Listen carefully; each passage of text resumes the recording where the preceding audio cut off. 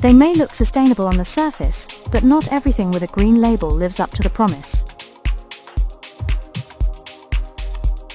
Recycled polyester sounds better, but it still sheds microplastics and comes from fossil fuels.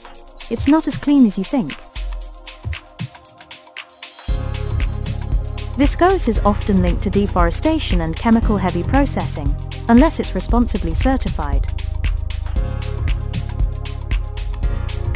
Vegan leather. It often means plastic. It's cruelty-free for animals, but not for the environment. Greenwash terms confuse us all. Look for life cycle data, certifications, and brand transparency. When you know better, you can choose better.